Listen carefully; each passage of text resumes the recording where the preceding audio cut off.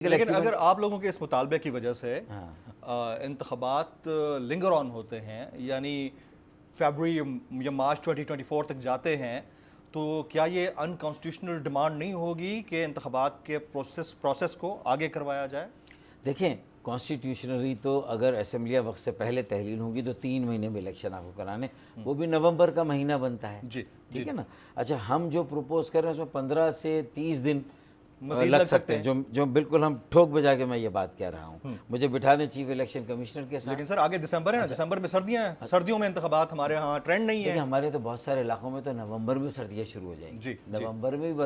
اور یہ جو موسموں کی تبدیلی ہوئی اس میں تو سردیاں بھی کڑاکے کی پڑیں گی، اور پھر جو گرمی جس طرح کی پڑ رہی ہے پاکستان میں، تو میرے خیال میں یہ ساری چیزیں بھی ایک نئی چیز ہے۔ تو ہمیں تو ہر موسم میں تو کام کرنا ہے، گزارا کرنا ہے، اور میرے خیال میں یہ ساری چیزیں ممکن ہیں۔ بات یہ ہے کہ اتنا خرچہ کر کے اس نئی مردم شمار، پی ٹی آئی کو بھی سپورٹ کرنا چاہیے کیونکہ انہوں نے یہ مردم شماری کا بیڑا اٹھایا تھا، اور ابھی پی ایم ایل این نے کرائی تو پی ایم ایل این کو بھی اس کے ساتھ پابند رہنا چاہیے۔ تو یہ 2 بڑی جماعتیں تو یہ ہو گئی۔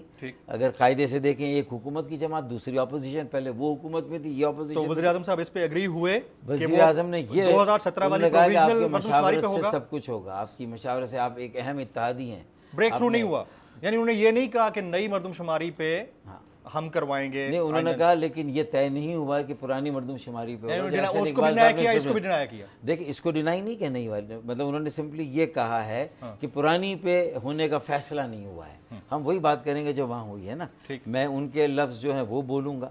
تو اس کا مطلب ہے کہ ہمارے لیے ایشورنس ہے کہ ہم اہم اتحادی ہیں، اور جو بھی فیصلہ ہوگا اس میں ہماری مشاورت شامل ہوگی۔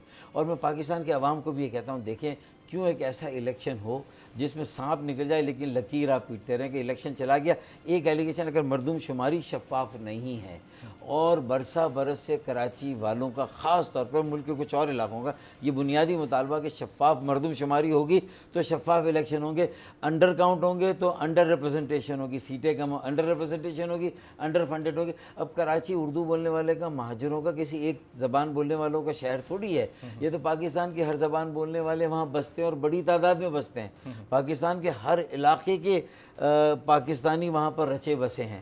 تو یہ تو ہم سب کا مسئلہ ہے۔ اگر پختونوں کی آبادی وہاں بہت بہتر اور اچھی نمایاں ہے تو ان کے کچھ نمائندے قومی اسمبلی میں۔ نگراں سیٹ اپ کے اوپر کوئی ڈسکشن ہوئی؟ نگراں سیٹ اپ میں بھی ہم ایک 3 رکنی جو کمیٹی بنی ہے، ان کی طرف سے 3 اراکین، ہماری طرف سے 3 اراکین، تو انشاءاللہ تعالی وہ بیٹھے گی اور اس میں ہمیں پوری طرح سے نیگوشیشن ہوگی، بات چیت ہوگی، سلام ابھی مشورہ تا ہوگا۔ وقت آپ کی اس وقت تک کبھی کل سے ہو جائے گا شروع، مطلب یہ سارا سلسلہ، کیونکہ دوبارہ آج سے میٹنگ ہے آپ کی پرائم منسٹر سے؟ بالکل ہے، بالکل ہے۔ یہ پرائم منسٹر سے نہیں، اب ان کی فالو اپ ہوگا، اسحاق ڈار ہیں ان کے یہاں سے، سعد رفیق ہیں اور ایاز صادق ہیں، میرے خیال میں یہ سعد رفیق اور ایاز صادق تو آج بھی بیٹھے تھے نا؟ آج بھی بیٹھے تھے، لیکن اسحاق ڈار صاحب شامل ہو جائیں گے۔ اسحاق ڈار صاحب ہمارے ساتھ والی میں نہیں، وہ شاید پیپلز پارٹی والی میں ہیں۔ ٹھیک، ہمارے ساتھ میرے خیال میں خواجہ آصف ہیں، ایاز صادق ہیں اور سعد رفیق ہیں، یہ 3 لوگ ہوں گے۔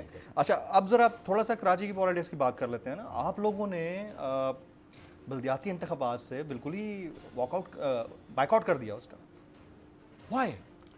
دیکھیں، ہمارا بائیکاٹ، اس سے فائدہ ہوا نا دوسری پارٹیز کو؟ کسی کو فائدہ نہیں۔ پیپلز پارٹی کہتی ہے جماعت اسلامی کو فائدہ ہوا۔ نہیں، جماعت اسلامی کو فائدہ ہوتا تو اس کا میئر آ جاتا۔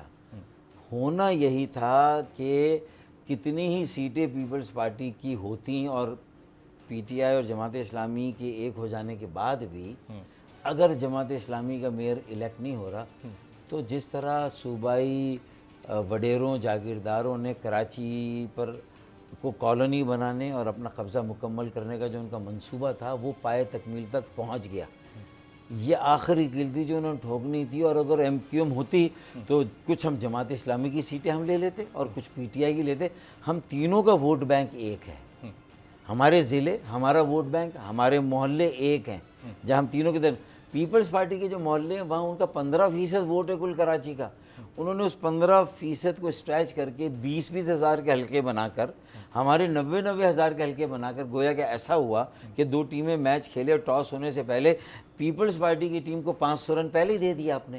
تو یہ کیسا ایون ہینڈڈ، جو میچ ہی ایون ہینڈڈ نہیں ہے۔ 70 سیٹیں ہماری کم کر دی، کراچی کی 70 سیٹوں کے خسارے پہ الیکشن لڑتے تو ہم کراچی والوں کے بنیادی حق پر جو ڈاکہ مارا تھا اس کو ہم قبول کر لیتے اور انڈر پروٹیسٹ الیکشن لڑتے, لیکن وہ 70 سیٹ, اب ہمارا مطالبہ 70 سیٹوں کا نہیں مانا, لیکن پیپلز پارٹی نے بعد میں نوٹیفیکیشن دیا 50 کا, تو خود مانا کہ انہوں نے ظلم کیا, ناانصافی کی, سیٹیں کم کی, لیکن الیکشن کے بعد بڑھائی کہ تاکہ ہماری اکثریت اب آ گئی, اب ایم کیو ایم کو 50 سیٹیں اب دے دیتے ہیں آئندہ کے الیکشن کے لیے.